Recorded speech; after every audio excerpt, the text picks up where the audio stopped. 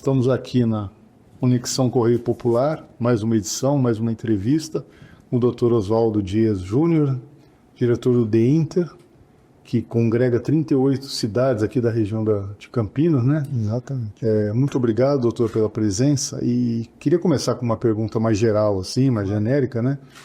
Como é que o senhor encara esse desafio, assim, com tantos anos de polícia, mas agora com essa responsabilidade aí de assumir esse cargo tão importante? E quais os desafios que vão vir hoje mais urgentes, mais prementes para o momento aí da região? Primeiro, eu queria agradecer o convite, é uma honra estar aqui presente, né? Eu acho que o Correio Popular faz parte da história de Campinas, isso é importante a gente consignar, né? E eu assumi esse cargo com muita tranquilidade. É a tranquilidade da experiência do dia a dia de mais de 33 anos como delegado de polícia. Eu iniciei minha carreira aqui em Campinas, no plantão policial, em todos os plantões que um dia foram abertos aqui na cidade, mesmo que por 15 dias de férias cobrindo algum colega, eu trabalhei. Trabalhei em todos os distritos, do 1º ao 13º, também por no mínimo 15 dias cobrindo férias de alguém. E nas especializadas, que foi o meu grande local de trabalho, né? Comecei na delegacia de capturas, fui para a delegacia de homicídios, passei por furtos e roubos de veículo, delegacia de investigações gerais. E quando foi criada as DEICs regionais, eu fui o primeiro divisionário das DEICs regionais, que engloba todas essas especializadas, né? Foi uma inovação que teve nos governos passados. Além disso, né, eu tenho um trabalho muito eficaz, muito bom, com relação à inteligência também. Eu fui o delegado coordenador da unidade de inteligência, tanto da seccional, que é a CIP, que é Centro de Inteligência, como da UIP, que é a Unidade de Inteligência do DEINTER, que compreende essas 38 cidades. Então, todo esse trabalho que eu tive durante todos esses anos foi me dando muita experiência, né, de trato aqui na nossa região. E que culminou com a minha ascensão à classe especial, a tão almejada classe especial. Para vocês terem uma ideia da dificuldade, só 139 delegados chegam à classe especial no universo de delegados do Estado. 1, 2, 3, 4 vagas, às vezes, no máximo, no ano, para poder um delegado primeira classe assumir a classe especial. E o que isso significa? Significa que para assumir uma diretoria, como DEINTER, DENARC, DHPP, necessariamente você tem que ser classe especial. Hoje, as seccionais que nós temos, todas são delegados primeira classe comissionados em especial. Não são delegados classes especiais. Apenas eu aqui na nossa região aqui sou classe especial e o delegado seccional também de Jundiaí. São os dois únicos classes especiais que estão aqui, tá? E a importância disso, para você chegar à classe especial, você tem que ter além de todo o interstício, todas as questões objetivas de tempo, de trabalho, também realizar um curso que chama Curso Superior de Polícia em São Paulo, na nossa academia, durante quase um ano. E após isso, você tem que entrar numa fila que é cruel, porque é congestionada e você tem que se destacar frente... 39? Você tem que se destacar dentre todos esses que estão ali nesse afunilamento. E aí você é pensado para ser escolhido como caso especial. E há 4 anos, em janeiro de 4 anos atrás, eu fui escolhido. Fui o primeiro campineiro que fez carreira aqui, que nasceu aqui, que foi alçado à classe especial. Primeiro, você pode falar nome de diversos outros delegados que você conhece, nenhum conseguiu fazer isso, tá? E agora eu tenho a honra também de ser o primeiro delegado que nasceu em Campinas, fez a carreira em Campinas, a virar um diretor de departamento, né? A gente tem famosos diretores, né? O Amândio, que foi delegado geral, mas não era um campineiro nato, não era uma pessoa que fez carreira aqui. Nós temos diversos outros, né, diretores que assumiram, Mas campineiro nato, então eu tenho dois títulos que ninguém tira mais, que é o primeiro delegado nascido em Campinas, fez carreira em Campinas, que virou classe especial, e agora o primeiro delegado nascido em Campinas, fez carreira em Campinas, que chegou a essa diretoria. O que isso é importante, né? Eu vivo a cidade desde que nasci. Conhece? Então, a recepção que eu tive no fórum foi assim excepcional. A recepção que eu tive na nossa prefeitura foi excepcional. A recepção que eu tive no Ministério Público, na Polícia Federal. São pessoas que já eram meus amigos, são pessoas que já tinham conhecimento do meu trabalho. Isso é um facilitador muito grande. Você encurta as distâncias de como proceder. E além disso, eu conheço todos os delegados, a maioria dos policiais da nossa cidade. Ninguém vem contar a história para mim. Eu já sei a história de cada um.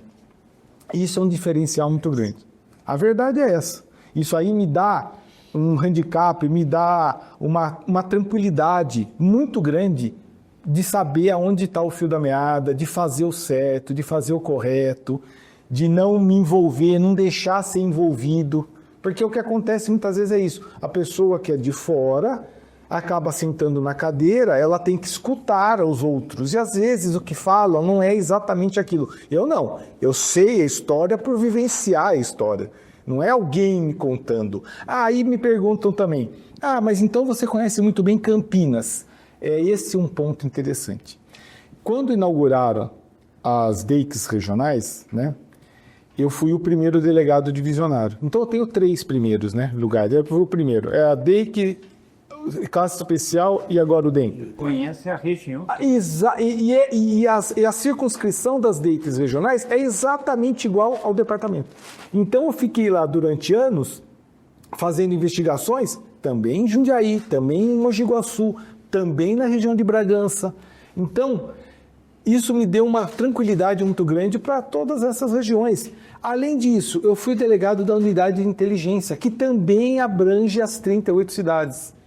Então, eu não sou só delegado de Campinas, eu tenho conhecimento também de toda essa nossa região, que é repetindo, Mogi Guaçu, toda a macro Mogi Guaçu, toda a macro Bragança Paulista, toda a macro Jundiaí. Vai da divisa da Grande São Paulo, Campo Limpo Paulista, até o sul de Minas. É uma região grande e rica, malha viária maravilhosa, indústrias, jornais, uma imprensa excelente, aeroporto de Viracopos, terminais intermodais, é tudo isso. Campinas vive tudo isso. A macro-região de Campinas vive tudo isso. Então nós temos aqui uma responsabilidade muito grande. Nós temos aqui um trabalho muito sério a ser feito, nós temos que encarar crime organizado, nós temos que encarar também a questão do feminicídio, que hoje é tido como a bola da vez, mas tem que ter essa responsabilidade, né? A gente tem que achar um denominador comum aí para ver como que vai fazer para mitigar isso. Não existe prevenção para esse tipo de delito, é muito difícil a gente prevenir, é muito difícil. A gente orienta muitas vezes as mulheres a procurar a delegacia no primeiro ato de violência. Isso basta? A gente tem que discutir como sociedade isso. A fórmula legislativa que nós temos hoje, ela é eficaz? Será que a gente tem que mudar alguma coisa na lei? Será que a lei que nós temos hoje é suficiente para coibir a ação de uma pessoa que está direcionada a cometer um ato insano, bárbaro? Como cessar essa pessoa? Será que é uma questão também só policial? Será que não é uma questão médica, uma questão social? Será que a gente não tem que discutir isso nos bancos escolares? Será que a gente não tem que discutir isso também com aquela criança, com aquele adolescente? O machismo incorporado já na cultura da sociedade? Essas questões, eu não tenho a resposta. Eu acho que a sociedade que tem que também discutir isso, né? Será que é só uma questão policial isso? Será que também não é ou todos os órgãos envolvidos? Eu vejo hoje o município muito preocupado também, e tem que estar, porque a participação do município na parte de segurança, na parte de educação é fundamental. Não existe mais aquela história de falar, não, problema de segurança é um problema do Estado, é problema do município, é problema do Estado, é problema federal, de todo mundo, da nossa sociedade também. Eu acho que a gente tem que ter essa visão macro para não ficar também só jogando nas costas de um ente. Sempre a gente joga nas costas de um ente, e será que esse ente é responsável por tudo isso? Ou será que é um conjunto de fatores? Eu sempre falo o seguinte: quando um problema, existe falhas sociais, quando existe falhas em diversos outros órgãos, desemboca na polícia. Só que a gente tem que ter essa visão de que diversos outros órgãos não fizeram o seu papel muitas vezes. E aí desemboca na polícia. E a polícia, ela está aqui para isso. Ela está 24 horas aberta para a gente enfrentar a situação. Não tira a responsabilidade, não. Nós temos que enfrentar, sim. Eu acho que quando o indivíduo comete o ato ilícito, por mais questões sociais que tenha, ele tem que ser responsabilizado, sim. Não tem que passar a mão na cabeça, não, como sociedade. Não é esse o pensamento.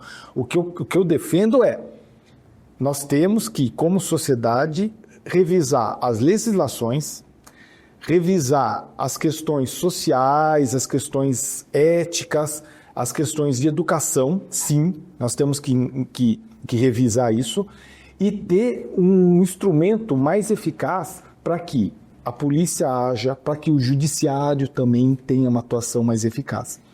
Hoje a gente escuta muito assim, a polícia solta, a polícia prende, o judiciário solta.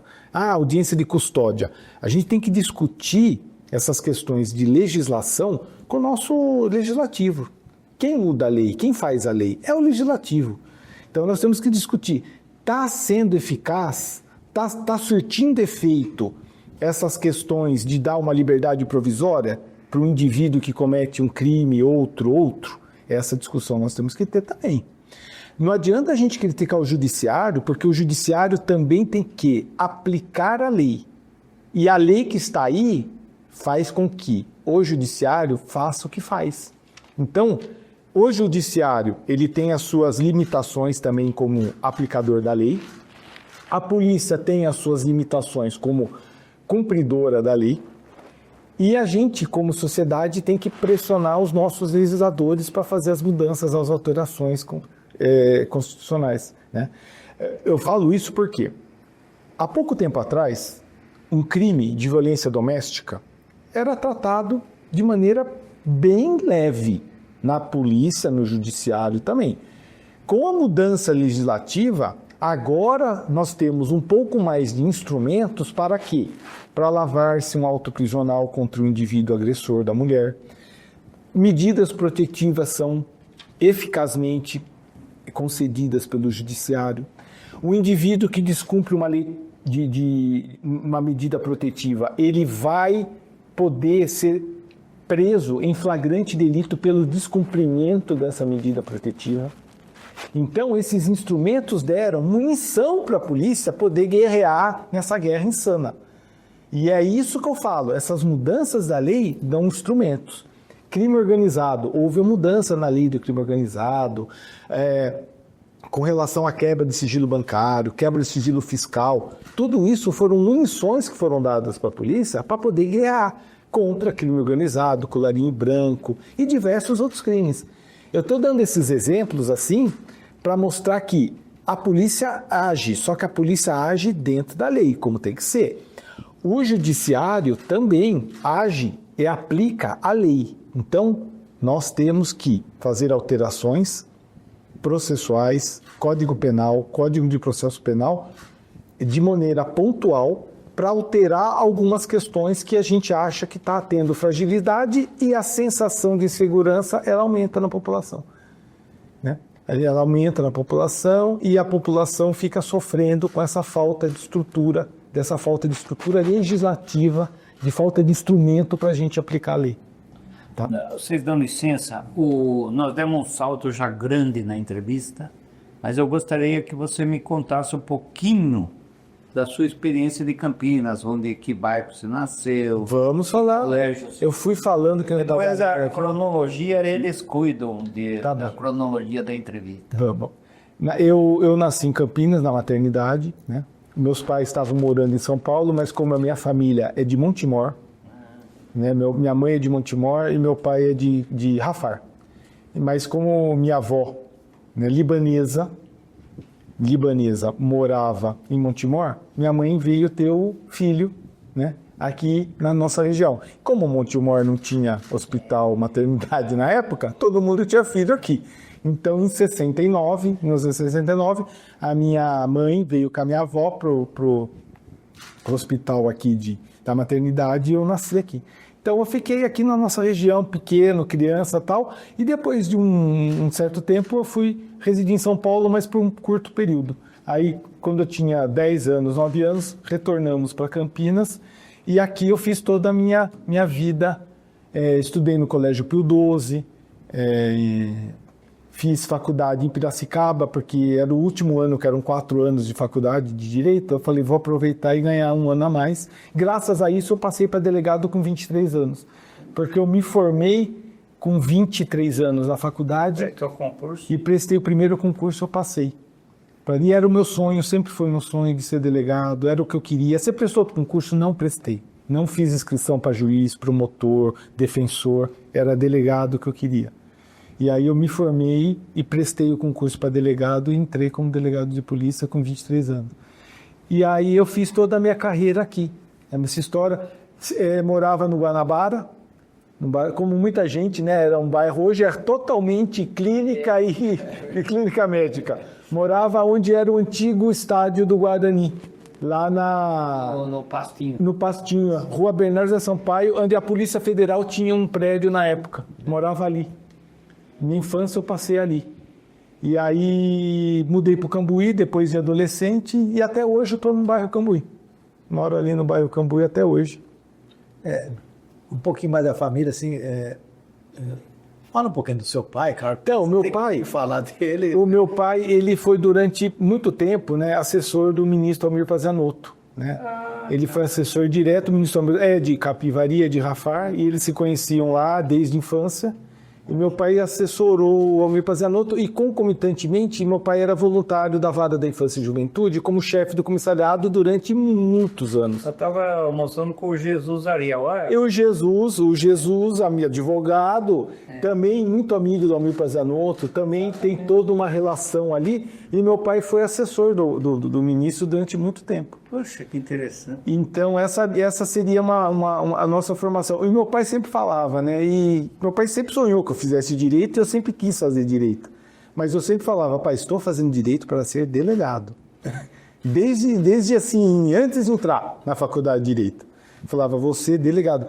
E essa comunicação que eu tinha com meu pai sempre foi uma pessoa muito próxima, e meu pai vivia também no fórum ali, e eu... Desde criança, frequentei o Fórum Central. Conheceu o pai dele? Conheceu. E eu frequentava o fórum. Hoje, os juízes que viraram desembargadores me conhecem desde criança. Eu falo assim de vários que hoje estão no Tribunal de Justiça, que eram juízes que trabalhavam lá, que eu ia lá quando criança e brincavam comigo. E que hoje são... Então, é uma relação assim, íntima com a cidade, é uma relação íntima com o judiciário, com os promotores. Meu pai tinha um contato muito bom com vários promotores, que hoje são procuradores, e que me levava lá, e eu ficava lá. O meu meio foi esse, foi o Fórum de Campinas, onde misturava tudo, né? Tinha o promotor, o juiz, os advogados com aqueles escritórios no entorno do Fórum Central. Essa era a história de Campinas. E a história que eu vivi. Isso. Era Edson Brandão na primeira, Aiello na segunda, Vladimir Vale na terceira, Dionísio na quarta. Eu conheci todos ali. Essa era a verdade campineira. Então, eu vivenciei isso. Dr. Dimas Borelli era o juiz da Vara da Infância. Hoje é desembargador. Edson Brandão, hoje desembargador. Então, essa é a história nossa que nós temos aqui na cidade. Então, eu fico muito assim lisonjeado de ser o diretor do DINTER, eu fico muito lisonjeado da cidade me recepcionar do jeito que recepcionou, vocês me abraçando aqui, a EPTV, né, a Sandra Granzotti hoje é a chefe de redação lá, né? Eles, inclusive, vão fazer um café para mim na quinta-feira à tarde. Pô, que legal. A EPTV vai fazer lá, chamaram todos e eles vão fazer eu fico lisonjeado. Mas lógico, com certeza, uma bela homenagem. E E é muito legal isso. Acho muito interessante. E por que esse desejo de ser delegado? Assim, Eu desde acho que ter, vem- ter alguma influência? Os espíritas falam que é de outra vida, os católicos falam que é missão, os evangélicos falam que é destino. Então eu não sei também. Mas teve algum exemplo, alguma pessoa assim, ou foi de televisão? Pode até ser da frequência direta no fórum, pode até ser isso, mas o foco era o delegado. Eu nunca assim almejei assim, não, vou ser promotor, eu vou ser juiz, sempre delegado. Alguma coisa só Freud explica, né? Só Freud. Quero ser xerife. Eu quero ser o xerife, então eu tive essa intenção, essa visão, essa vontade. Doutor, assim, o senhor está há 33 anos na polícia. Isso, desde 1993 como delegado. Como é que o senhor vê a mudança do perfil do policial e da instituição policial também, né, desse tempo para cá? Aquela época, professor, a internet começando, tecnologia completamente diferente. Essa pergunta E essas é muito questões, boa. assim, inclusive da sociedade mudou muito também, né? Como a pessoa, como a população vê a polícia, né? Olha, eu acho assim que mudou assim radicalmente de 30 anos para cá com relação à tecnologia, com relação à informação, mudou tudo.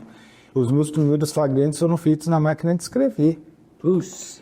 Era o papel carbonado, né? Era o papel carbonado, ou seja, você tinha que fazer um flagrante em 4 vias. Então você põe aquele carbono suado, surrado, as últimas páginas ilegíveis, porque você punha 4 vias, punha o carbono, fazia o flagrante, quando errava, era o famoso digo.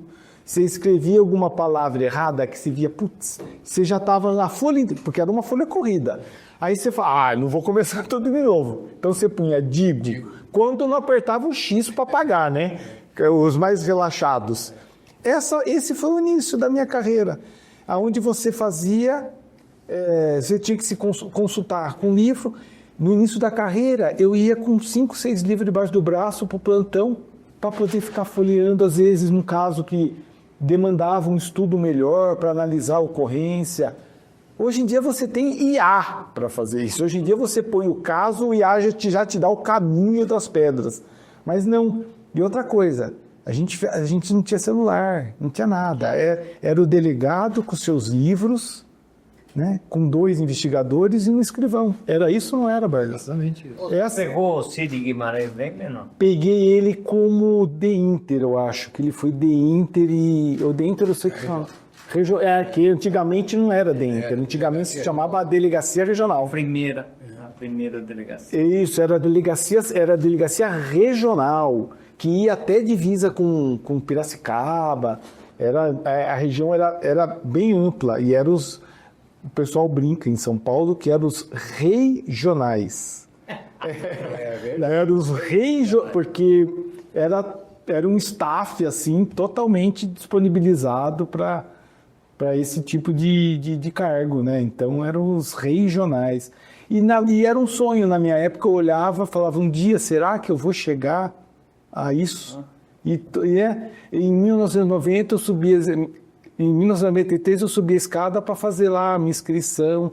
Eu tenho até hoje o documento datilografado da minha inscrição.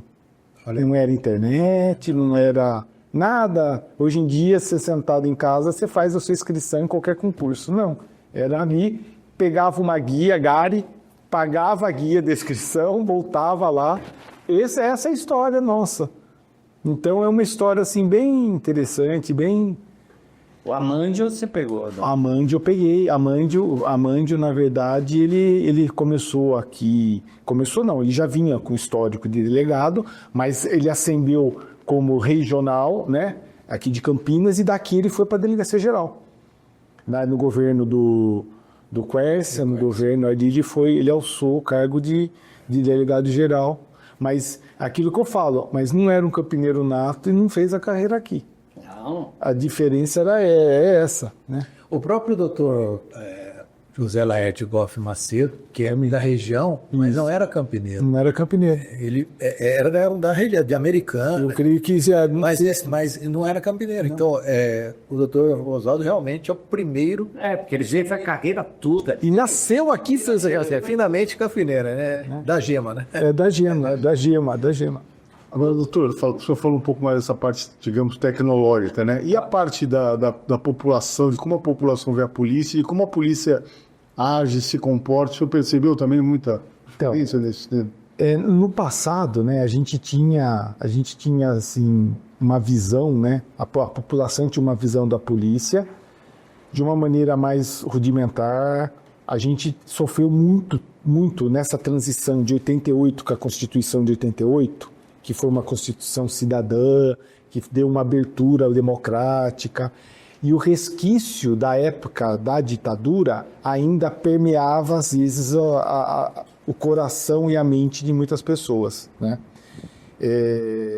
A gente percebia, muitas vezes, esse preconceito, essa falta de confiança com relação a isso, dos resquícios de uma ditadura que estava findando, né? Porque você não transforma um país que está numa ditadura, numa democracia da noite para o dia, né? Ficam as cicatrizes, né? Ficam as sequelas. E com o tempo, eu creio que a Polícia Civil ela conseguiu se dissociar desse ambiente, né? Voltado para uma violência policial. Cada vez mais os anos foram se passando e cada vez mais a Polícia Civil foi mostrando a sua especialização na tecnologia, no conhecimento, na inteligência, na formação até dos policiais. A academia se preocupou muito com isso, com as matérias de direitos humanos, com as matérias de tecnologia. Hoje eu posso afiançar para você que a Polícia Civil é muito tecnológica. Ela não perde nada para outras polícias, como a federal, ela não perde nada com relação à tecnologia, conhecimento, expertise dos seus delegados. Nós fazemos hoje trabalhos de lavagem de dinheiro, colarinho branco, trabalho com cyber. Nós temos um laboratório de inteligência muito grande para os crimes cibernéticos, pedofilia na internet. Polícia Civil atua em todos esses ramos e com excelência. Eu não estou sendo bairrista, não. Estou falando com conhecimento de causa. Eu estava até 3 anos atrás dentro da Secretaria de Segurança Pública vendo o trabalho do Estado inteiro. Nós podemos assim ter exemplos assim muito bons da Polícia Civil no relação ao uso da tecnologia para o bem, né? Porque a tecnologia ela tem 2 faces. Ela mal utilizada, ela é muito perniciosa para o mal, né? E ela também é muito boa quando bem utilizada. E a Polícia Civil hoje, ela tem sim estrutura, tem tecnologia, tem maquinário, tem softwares muito avançados. O software Celebrite, de fazer a pesquisa do telefone, nós temos ferramentas de inteligência muito eficazes.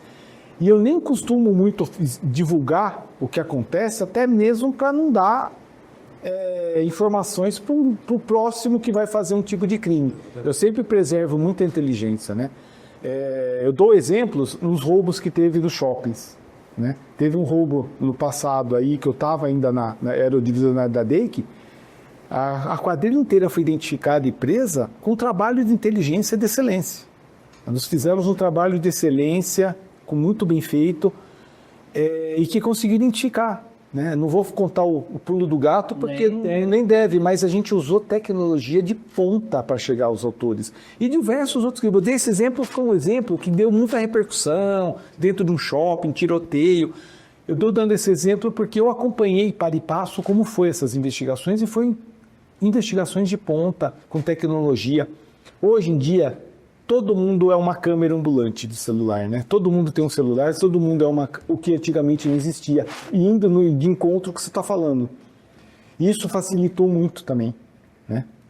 Hoje todo mundo filma, todo mundo grava, as próprias câmeras de segurança do entorno dos estabelecimentos, a prefeitura investindo em câmeras. Nós temos cidades hoje, nós temos o Estado com as barreiras digitais, né, com a muralha paulista, as prefeituras utilizando reconhecimento facial. Outra tecnologia muito avançada que tem no primeiro mundo, já é antigo essa tecnologia. E nós hoje estamos utilizando. Jogos de futebol, as pessoas estão sendo filmadas, as pessoas estão passando pelo reconhecimento facial. Aquele que antigamente aprontava no estádio, que ninguém mais sabia quem era, participante de uma torcida organizada XY, hoje em dia ele é filmado, hoje em dia ele é identificado, hoje em dia você consegue saber se ele está lá ou não no entorno do estádio. Então é a tecnologia a serviço da população, a serviço da polícia, o que a gente não tinha antes, né? A gente tinha muita dificuldade com relação às impressões digitais, era tudo feito de forma manual. Se vocês vissem antigamente como era para você fazer a identificação datiloscópica de uma pessoa, eram roldanas de madeira com aquelas fichas de papel, de cartolina.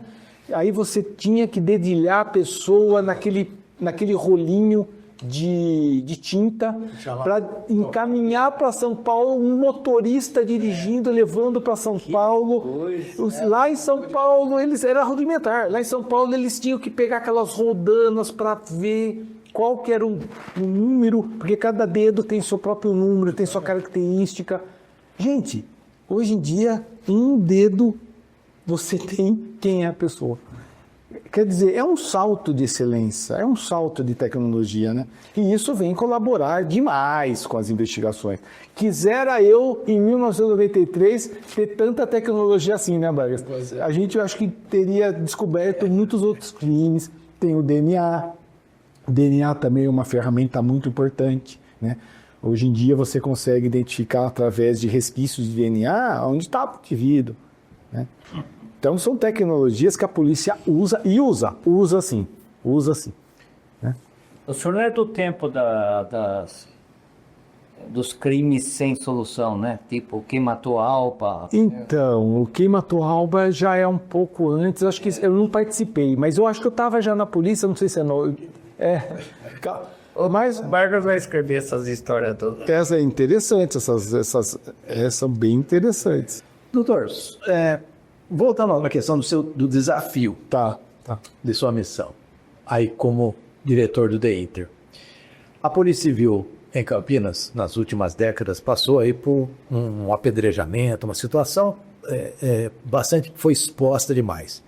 O sumiço dos 540 quilos de cocaína do IML, a CPI do narcotráfico, que escrachou aí situações de envolvimento de policiais, a morte do prefeito Toninho, e o avanço aí do crime organizado, PCC, em vários pontos, não só em Campinas, mas na região.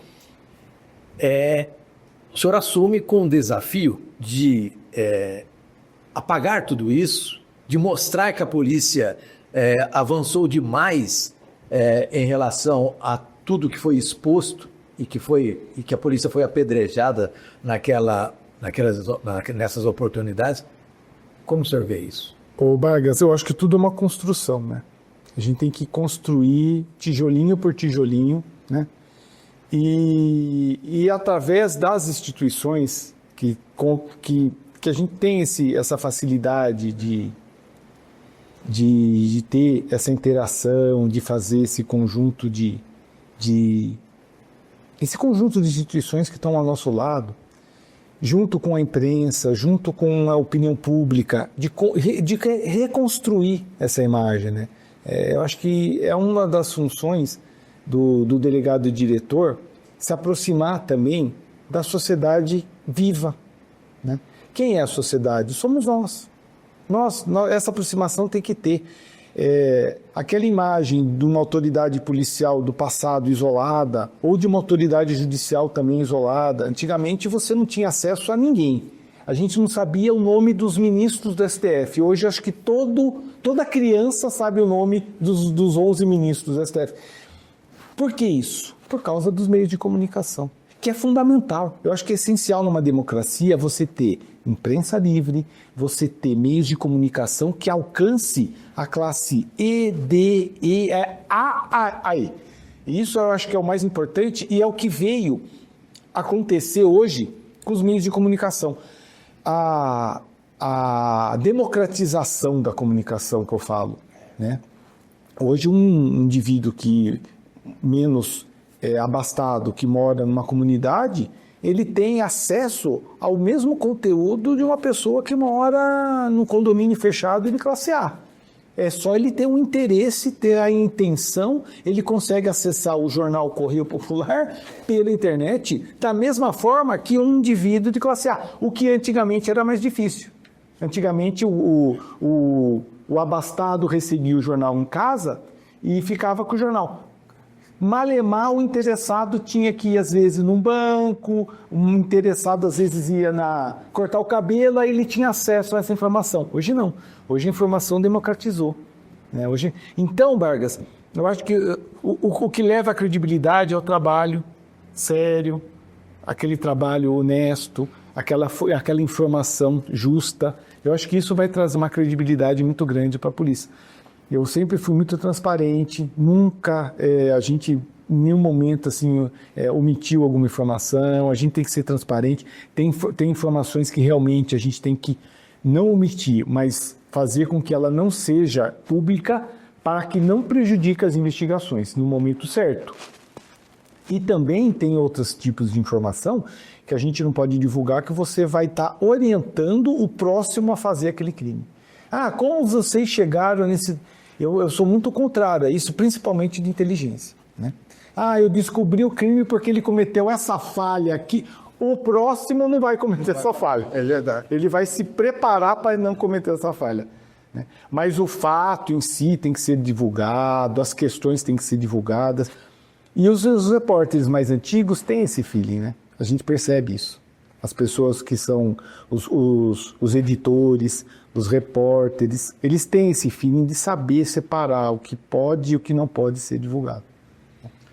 Doutor, só retomando um pouco essa questão do feminicídio, que realmente é um tema que está muito voga e completamente. Recentemente... Hoje mesmo tem mais que o primeiro caso, né, de Campinas do ano, e o prefeito recentemente também foi em vários setores aí da cidade para criar essa frente.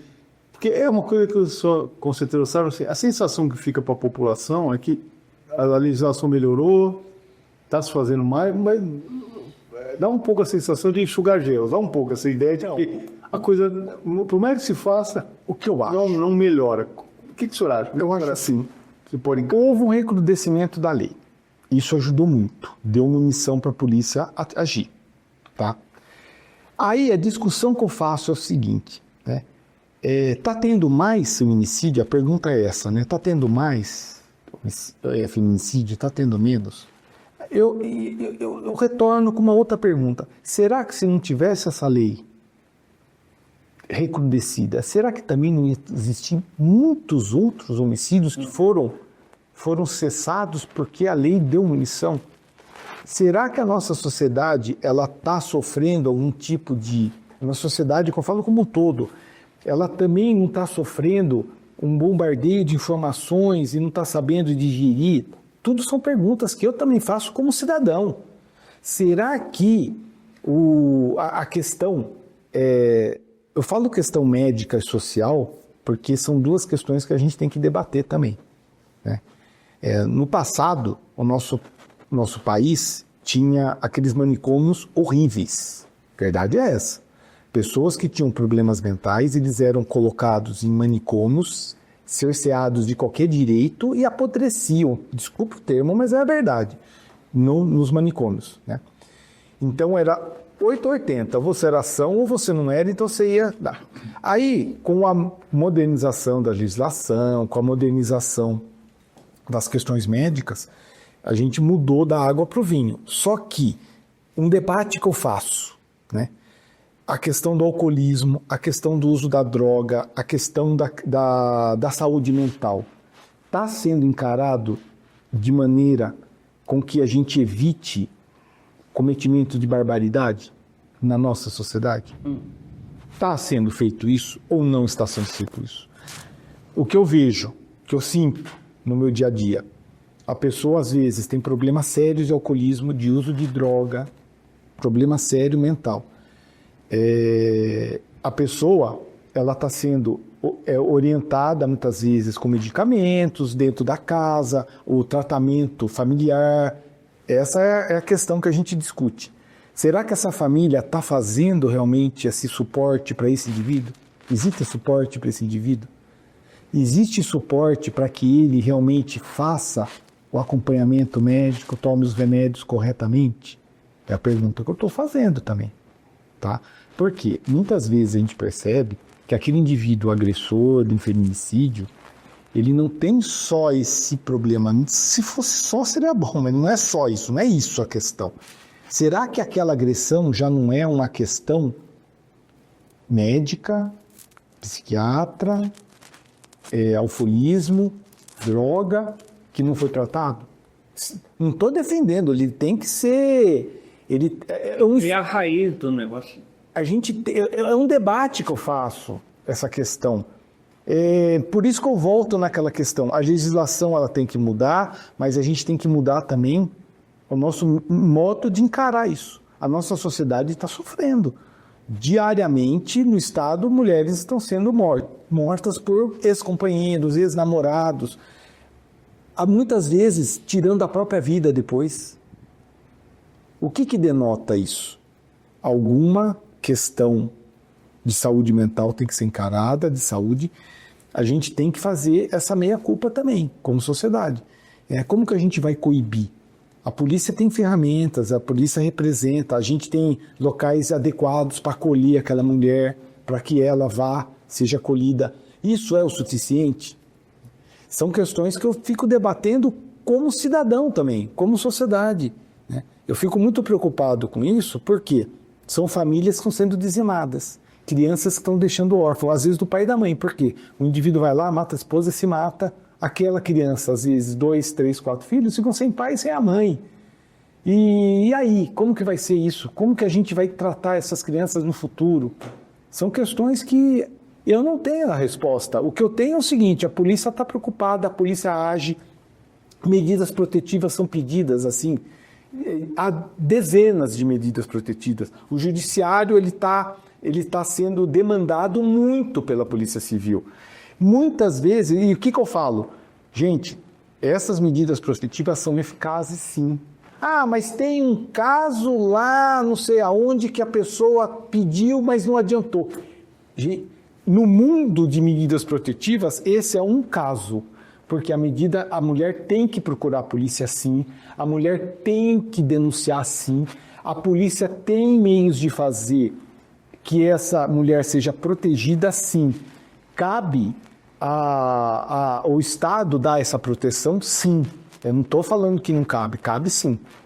A questão que a gente está tratando aqui é o seguinte, e um antecedente a isso, né? E esse trabalho antes, né? Muitas vezes a pessoa hoje, o agressor de hoje, passou por um tratamento ambulatorial psiquiátrico, por um alcoolismo não tratado, por um uso de droga não encarado. É essa questão que eu estou levantando. Mas eu defendo fielmente que o recrudescimento da lei ajudou bastante, as medidas protetivas ajudaram, e a minha orientação é o seguinte: na maioria dos casos, a violência doméstica é um escalonamento de ações. Começa com ameaça de morte, com ameaça de agressão, vai para uma agressão, essa agressão ela vai aumentando a intensidade e que chega no final da história com um homicídio, com feminicídio, né? E isso, então, o que é a orientação? No primeiro ato, procure a delegacia. Isso que a gente orienta. Não deixe chegar no final. Às vezes a pessoa procura a delegacia, faz o boletim de ocorrência, a polícia pede a medida protetiva e a própria vítima às vezes procura, deu tudo certo. Tem que ponderar se isso acontece. A gente, na nossa experiência do dia a dia é isso. O Vargas como repórter, vocês têm experiência nisso também. Por isso que eu falo que a questão tem que ser encarada de modo muito séria, de modo coerente e também de modo macro, é multifatorial. Né? Não é só, agrediu, vai preso, não. Acho que a gente tem que ver todo o macro, a questão macro e a multifatorial. E a medida protetiva, quando o senhor fala e defende as mulheres pedirem a medida protetiva, porque muita gente encara a medida protetiva como um papel que o agressor vai... Não é isso. Né? Então, existe uma confusão muito grande, né, com relação a pessoa ameaçou, a pessoa cometeu um ato de lesão corporal. Se for pego nesse ato, a pessoa é presa em flagrante delito. E se acontece da pessoa ameaçar por telefone, ameaçar, fazer agressão, sair fora, fugir? Por isso que existe a medida protetiva. A medida protetiva, ela faz com que aquele agressor, ele seja notificado a não chegar perto da vítima. O juiz determina o quanto não vai chegar perto, tanto no trabalho, como na residência, na família. E isso dá munição para a polícia prendê-lo em flagrante caso ele descumpra, o que antes não acontecia.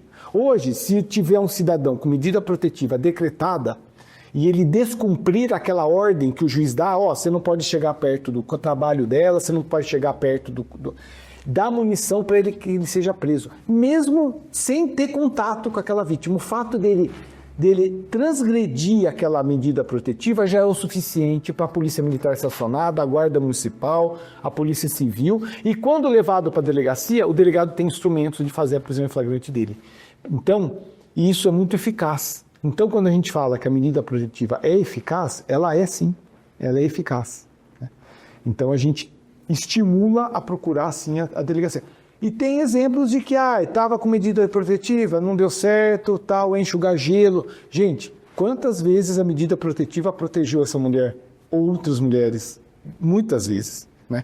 Mas, às vezes, acontece aí que a gente vem encarando essa situação também como uma questão social, uma questão médica, para ver exatamente aonde está o início dessa confusão toda.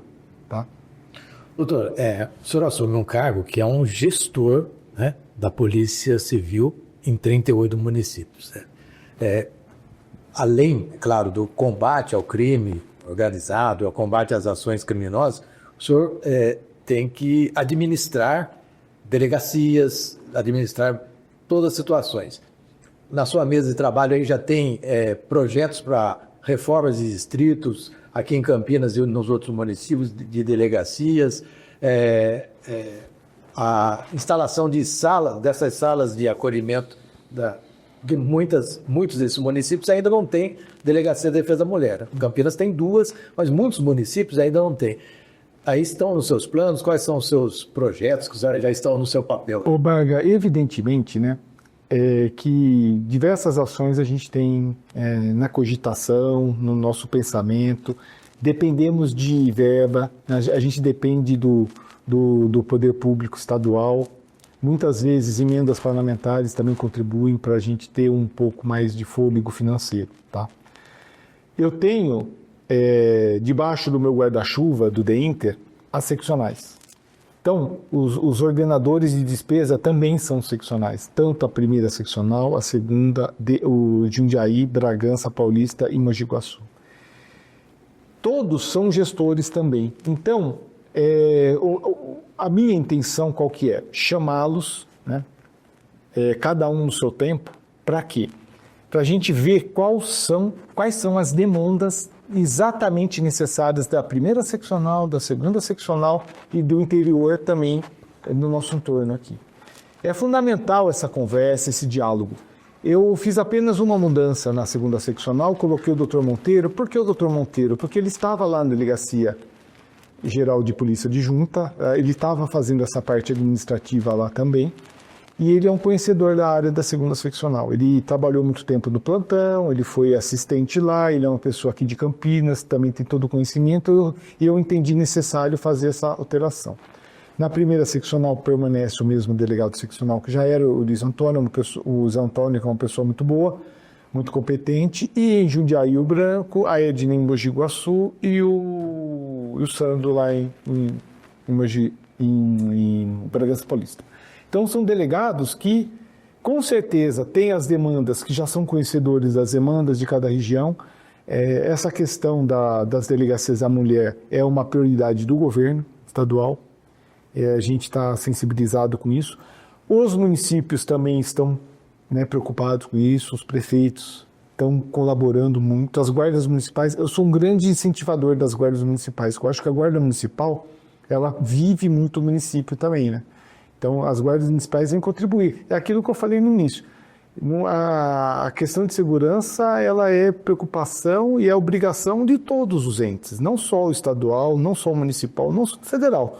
Acho que tem, se não houver uma união de forças, se não houver uma integração, e é o que eu estou fazendo hoje, desde o meu primeiro dia, eu creio que a integração é no lema. Judiciário, Ministério Público, Polícia Militar, Polícia Civil, Guarda Municipal, Polícia Federal, Receita Federal, outros, nós temos que estar emanados aqui. Uma polícia só, isolada, não vai resolver tantos problemas como nós temos. Eu fiz isso como experiência no Procarga. Quando eu fui, há 3 anos eu fui convidado, era o Derrite e o Nico. Derrite era o secretário de Segurança e o Nico era o nosso secretário adjunto. Fui convidado para eles, no primeiro momento, primeira semana já de governo novo, do Tarcísio, eu fui chamado para compor a equipe da Secretaria de Segurança Pública Estadual. Fui lá, recebi a missão de coordenar o Procarga. O que é o Procarga? É um programa do gabinete do secretário de combate ao roubo de carga. Por quê? O roubo de carga estava impactando no preço do alimento, estava impactando nos insumos, estava impactando no material de construção. Era um inferno. E uma tragédia aqui. Um inferno. Campinas, região de Santos está pior. Então, o que eu fiz? Eu falei agora, esse desafio... Até no trem. Esse desafio estava comigo, né? Eu sentado lá no gabinete do secretário, eu falei, o que eu vou fazer? Sozinho eu não vou fazer nada. Nós começamos a fazer as reuniões, né? Estudos de inteligência com todos os órgãos. Sentavam à mesa, Polícia Rodoviária Federal, Polícia Rodoviária Estadual, sentava a Polícia Federal, Polícia Rodoviária Militar, muitas vezes o município participando quando a gente via que estava centralizado. E nessas reuniões, concomitante, trabalho de inteligência. O que é trabalho de inteligência? É o estudo realmente dos casos, é o estudo do que estava, modus operandi dos autores, o que estava acontecendo em cada região. Cada região tem sua peculiaridade, e a gente foi fazendo esse trabalho de inteligência concomitante com a integração das forças de segurança. Fazia reunião com as unidades de inteligência de cada local onde estavam os índices criminais. Resultado disso, batemos o recorde de queda do número de roubo de carga no estado de São Paulo. Nunca na história de todas as estatísticas que são públicas, desde 1900 e não sei quando, nunca houve um número tão baixo de roubo de carga no estado inteiro, né? E eu reputo isso graças a essa integração. Esse formato que eu fiz lá é o formato que eu vou tentar fazer aqui em todos os delitos graves, que é o formato da integração. Por isso que não é por acaso que eu estou indo no fórum, conversando com juízes, estou indo no Ministério Público, conversando com os promotores, estou indo na prefeitura, conversando com o prefeito. Ontem eu passei a tarde com os delegados da Polícia Federal. Eu estou gastando sola de sapato, sim. Essa é a minha função. Para tentar fazer o quê? Unir todo mundo num objetivo comum. E essa acho que é a minha primordial função aqui, tentar fazer com que a gente escolha os melhores das instituições, né, para sentar à mesa, para discutir o assunto, para ver o que a gente pode melhorar.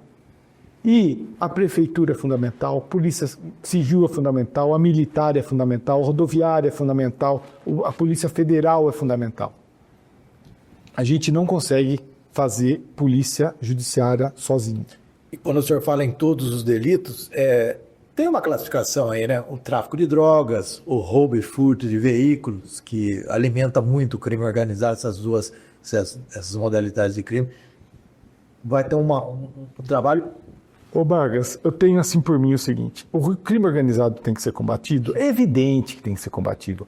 A lesividade do crime organizado é muito maior porque ele afeta diversas pessoas ao mesmo tempo, né? Voltamos a um roubo, eu falo desse exemplo, voltamos ao roubo do Shopping Iguatemi. Quantas pessoas que agora, teve um recente, quantas pessoas ficaram apavoradas com aquele roubo que teve? Quantas pessoas ficaram...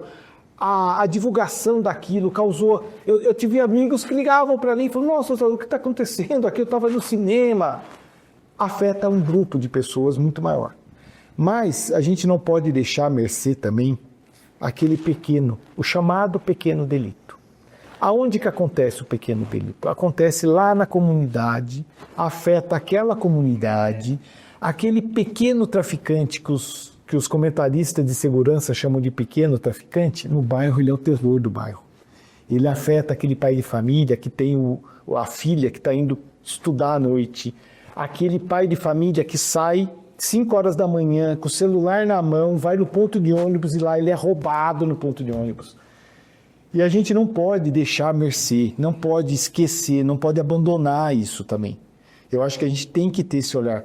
É muito cômodo falar, não, eu vou combater o crime organizado. Realmente eu vou combater o crime, eu vou encarar. Vocês vão ver no futuro operações de tráfico, operações de crime organizado. Sim, eu não vou abandonar, mas eu não posso abandonar também os chamados pequenos delitos, né?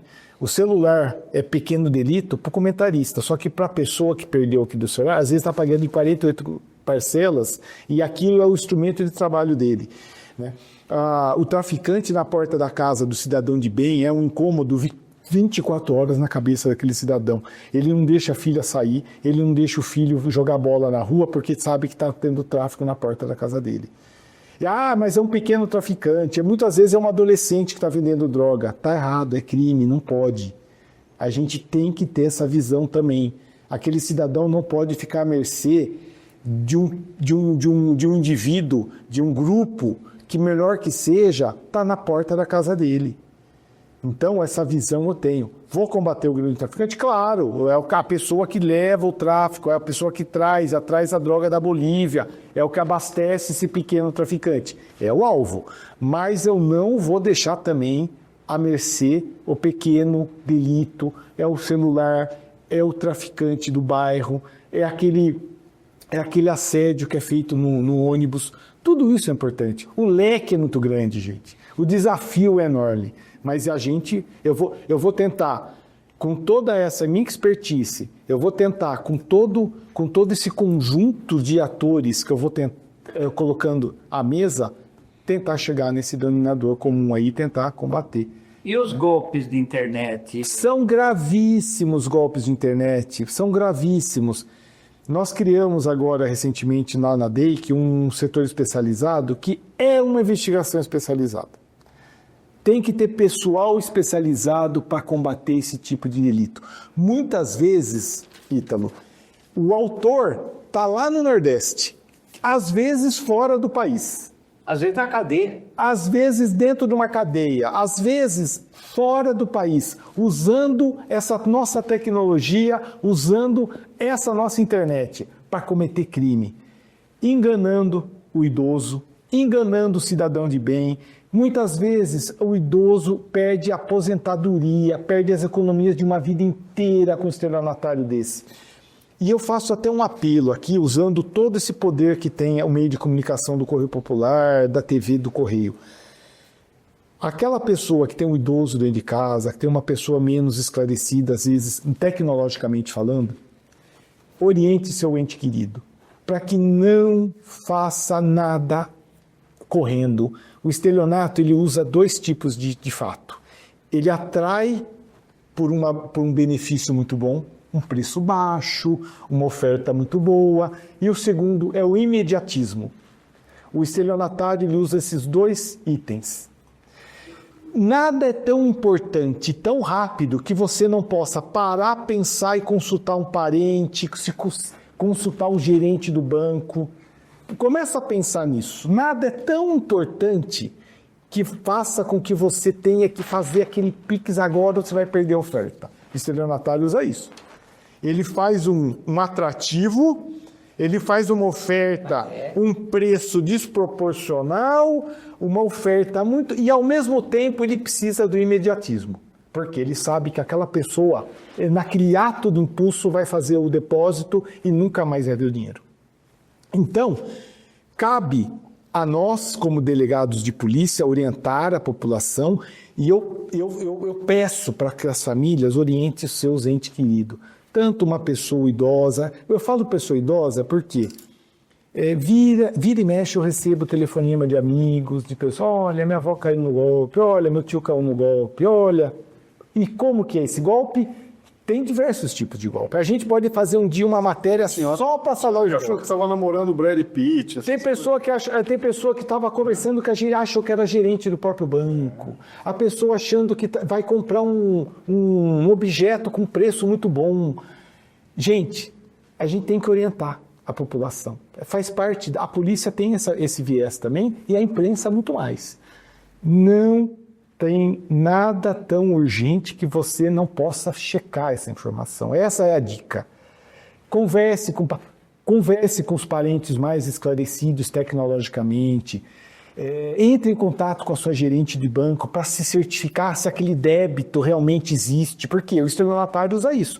Olha, você está com um débito no banco, tem uma compra que a gente vai precisar autorizar ou não, a pessoa se apavora, com certeza se apavora, porque fica preocupado, e aí a pessoa vem com o golpe. Qual que é o golpe? Não, você tem que depositar agora o valor, você tem que me dar a senha, eu vou mandar um motoboy para sair pegar o cartão de crédito seu, para poder anular o cartão.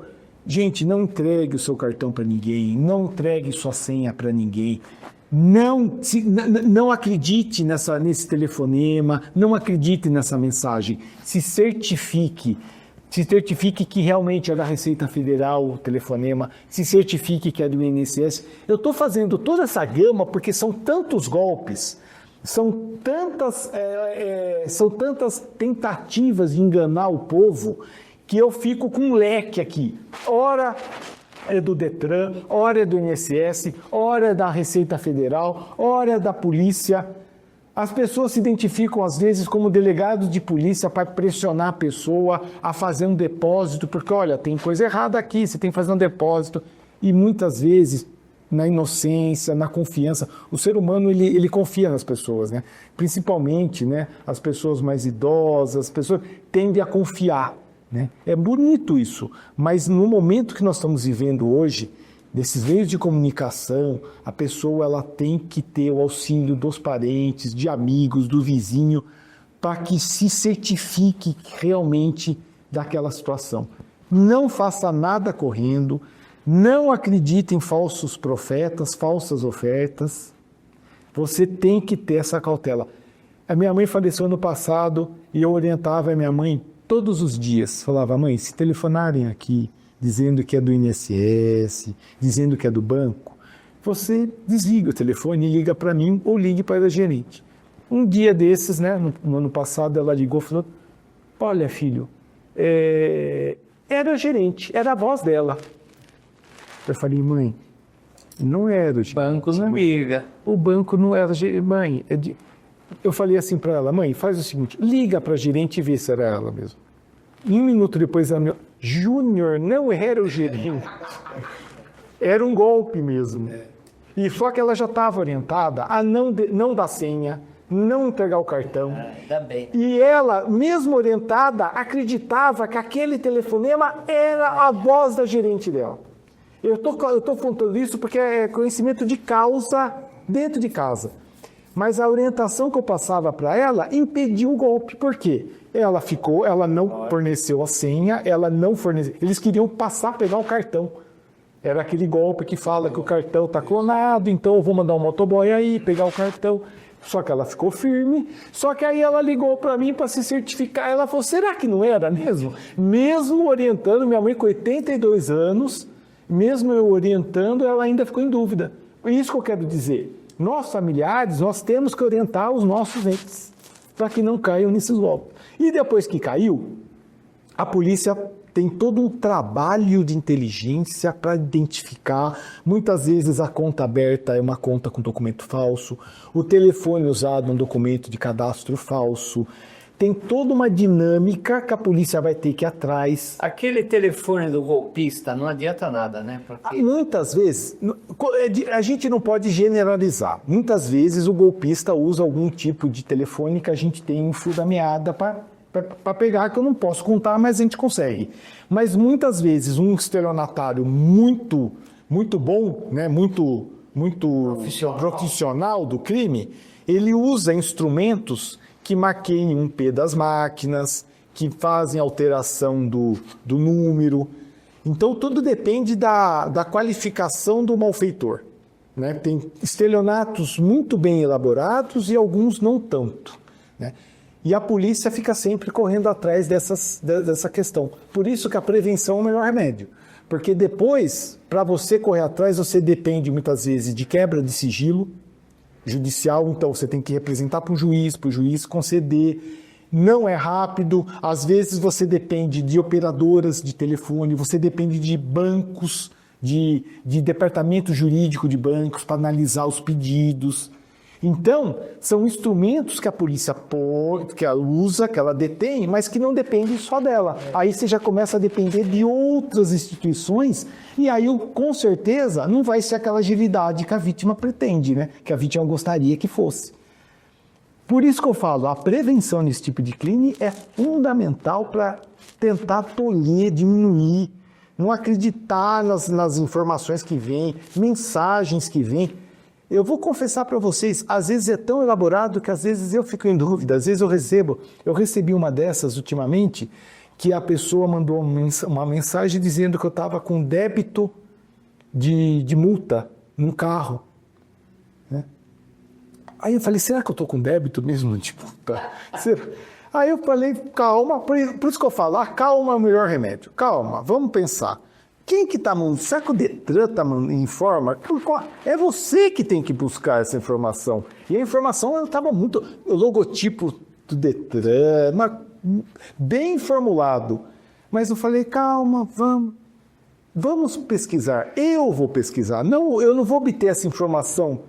Fui pesquisar, não tinha nada disso, tal. Era um golpe que estava lá. E diariamente a gente recebe e-mails, recebe mensagens, recebe telefonemas, a tentativa do estelionatário de tentar tirar um dinheiro da vítima. Qual que é a solução? Qual que é a saída? Calma, se certifique, se precisar vai até a agência, converse pessoalmente. O olho no olho é maravilhoso, né? Hoje em dia a maioria das agências bancárias tem muito pouco restrito funcionário, muitos bancos digitais, aquele olho no olho que a gente estava acostumado no passado está cada vez diminuindo, né? E eu sempre falo, o olho no olho é o melhor remédio, é a melhor saída. Tem bancos que eu acho que tem só atendimento online, esses bancos digitais não tem mais nem a figura do gerente e tal, o que dificulta esse olho no olho. Mas essa é uma saída. Doutor, só para finalizar um pouco essa questão do crime organizado, da questão da ponta também, né? A gente está vendo o crime organizado realmente se ramificando cada vez mais, tem envolvimento com setores empresariais, com bancos, com fintechs, uma política. Outro dia a gente viu até uma delegada tomando posse ao lado isso, um pessoa ao lado de parece que ele é envolvida com o PCC. Como é que você vê essa evolução, vamos dizer, das organizações criminosas e a polícia ela está andando na mesma velocidade, digamos, que o crime organizado? Como é que o senhor avalia isso? Essa é uma preocupação que tem o Estado, né, o governo federal, o governo estadual. É uma preocupação séria, né?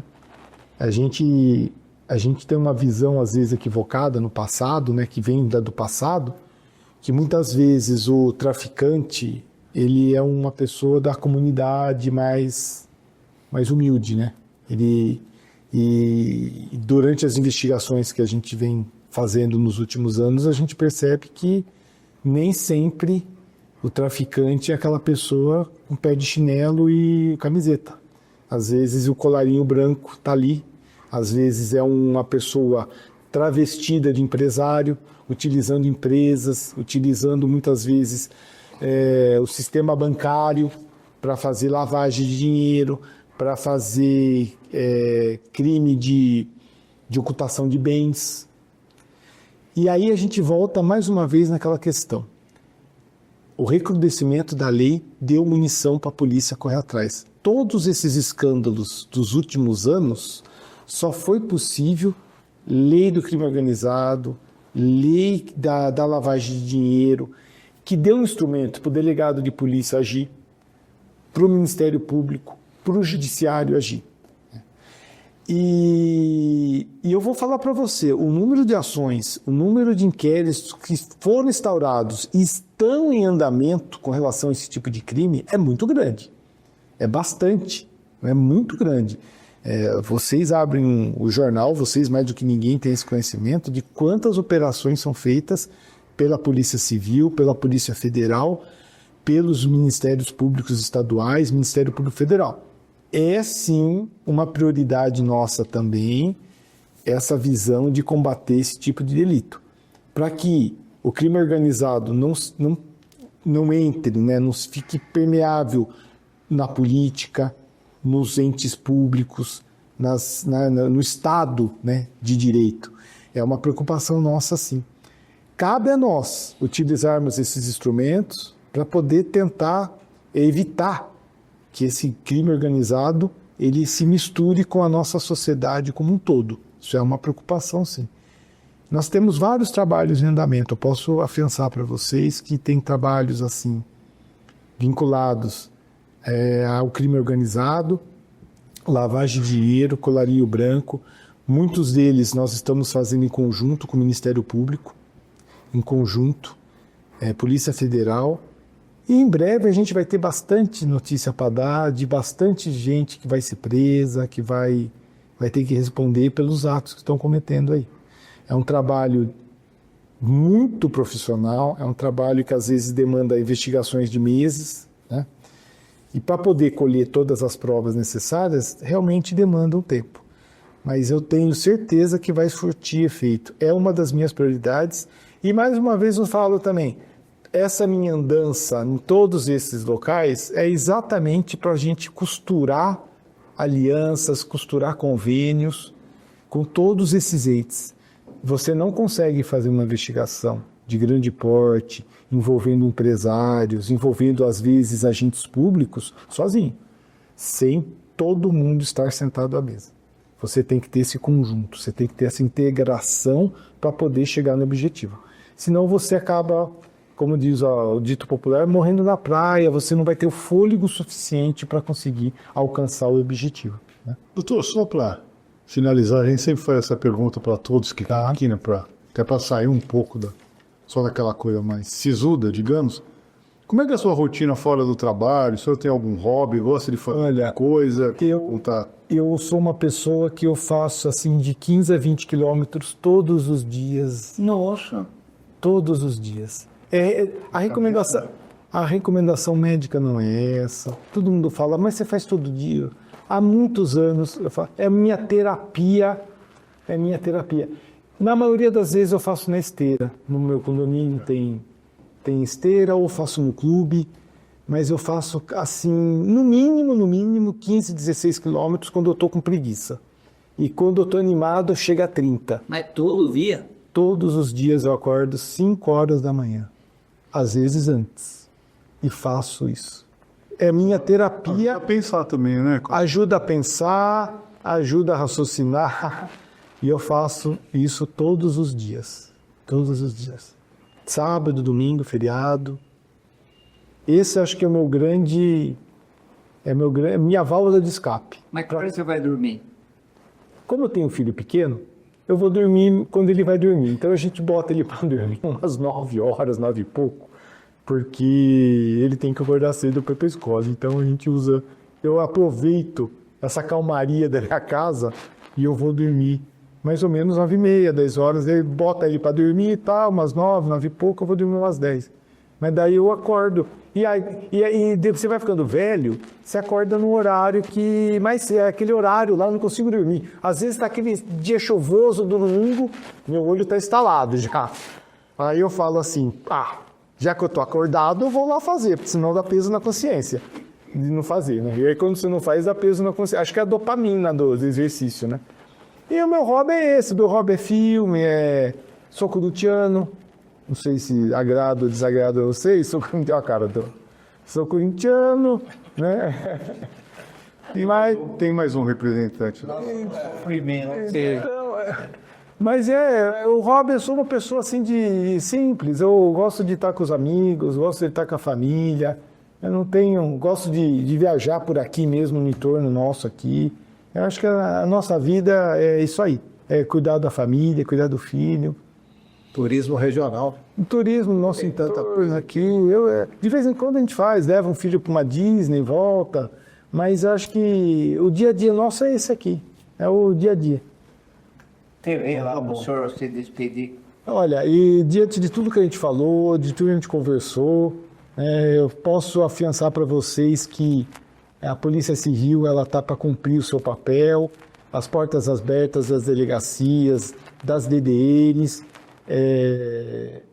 A nossa função é atender a população e a nossa função primordial é dar uma sensação de segurança que às vezes a população não sente, né? E a minha função é fazer com que todas as forças de segurança fiquem unidas, trabalhem em conjunto para um melhor resultado com relação à parte de segurança pública. Encerramos aqui mais uma edição do Conexão Correio Popular com o Dr. Oswaldo Dias Júnior. Obrigado, Dr. Oswaldo, pela presença. Obrigado. Que é o delegado-chefe, digamos, né, da Polícia Civil aqui em 38 municípios da Ilha da Minas. Muito obrigado. Obrigado.